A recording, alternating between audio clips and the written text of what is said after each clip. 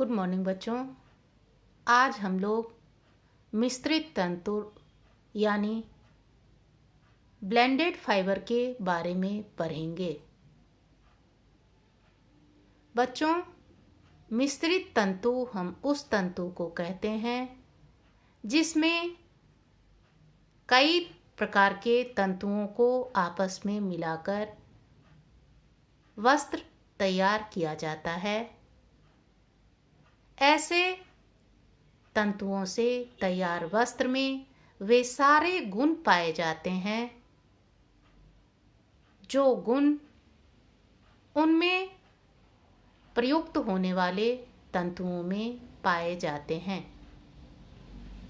जैसे टेरिकॉट, टेरिउल, कॉटसूल इत्यादि।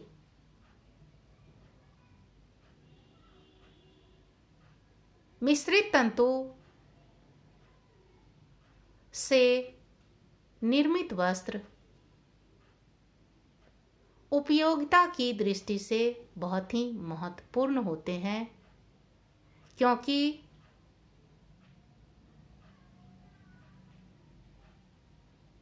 इनमें वे सारे गुण मौजूद होते हैं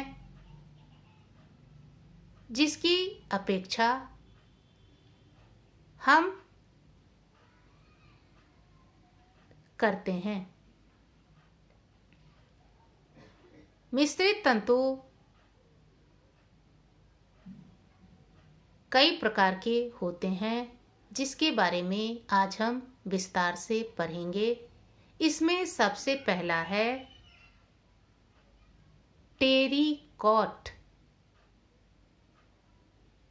बच्चों, जैसा कि नाम से ही पता चलता है, इस तंतु में टेरिलीन और कॉटन अर्थात टेरिलीन और कपास के तंतु मिले होते हैं। इस प्रकार के तंतु पॉलिएस्टर तंतुओं को कपास के तंतु के साथ मिलाकर उससे वस्त्र बनाया जाता है, जिसमें पॉलिएस्टर तथा कपास दोनों के तंतु के गुण पाए जाते हैं। दोनों तंतुओं को एक निश्चित अनुपात में मिलाकर उससे आवश्यक गुणवत्ता वाले वस्त्र तैयार किए जाते हैं, जैसे 65% पॉलिएस्टर तथा 35% कॉटन को मिलाकर जो कपड़ा बनाया जाता है उसमें सलवटें नहीं पड़ती है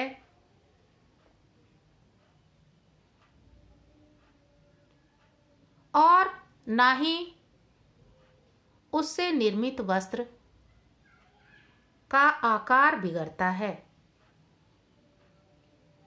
कॉटन के कारण ऐसे वस्त्र में अवशोषकता का गुण भी आ जाता है।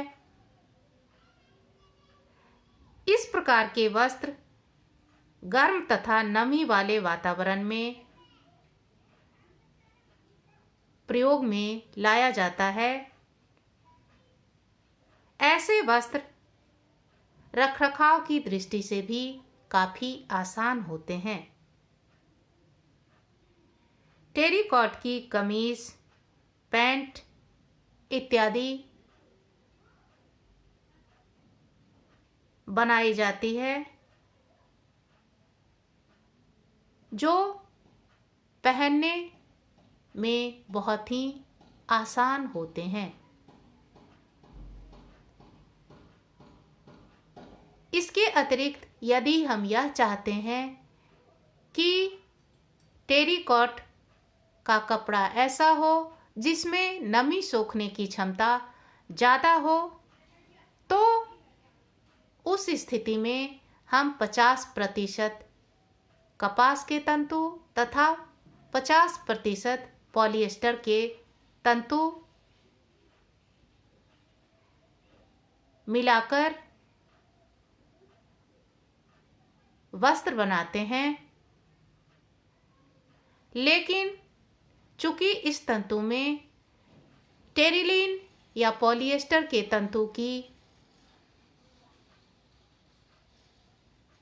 मात्रा कम होती है, इसलिए इसमें सलवटें पड़ जाती है। 80/20 पॉलिएस्टर तथा कॉटन के अनुपात वाले कपड़े कम नमी सोखेंगे, लेकिन ऐसे वस्त्र काफी मजबूत और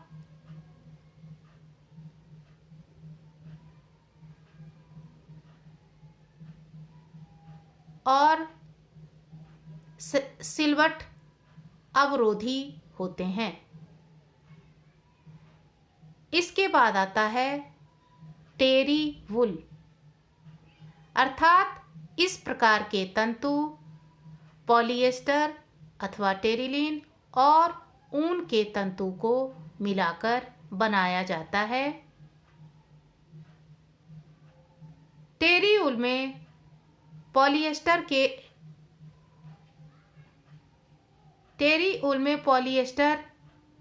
के तंतु मिले होने के कारण यह वस्त्र की मजबूती बढ़ा देता है तथा वस्त्र का आकार भी स्थिर बना रहता है। अर्थात टेरी वुल से निर्मित वस्त्र मजबूत तो होते ही हैं, बल्कि ऐसे तंतु से निर्मित वस्त्र का आकार भी बिगड़ता नहीं है। यह कपड़ा पॉलिएस्टर मिला होने के कारण अधिक मजबूत हो जाता है। हल्के तथा गर्मी के मौसम में पहनने वाले सूट में जिस कपड़े का व्यवहार किया जाता है उसमें 65% पॉलिएस्टर तथा 35% ऊन के तंतु मिलाए जाते हैं और फिर इससे वस्त्र बनाया जाता है। 55% पॉलिएस्टर तथा 45% ऊन के मिश्रण वाले कपड़े व्यक्ति सालों भर पहन सकता है। यदि सर्दी में अधिक गर्माहट वाला कपड़ा पहनना हो तो उस हालत में 50% पॉलिएस्टर तथा 50% ऊन के तंतु से निर्मित वस्त्र का व्यवहार करना चाहिए। इसके बाद आता है टेरी सिल्क।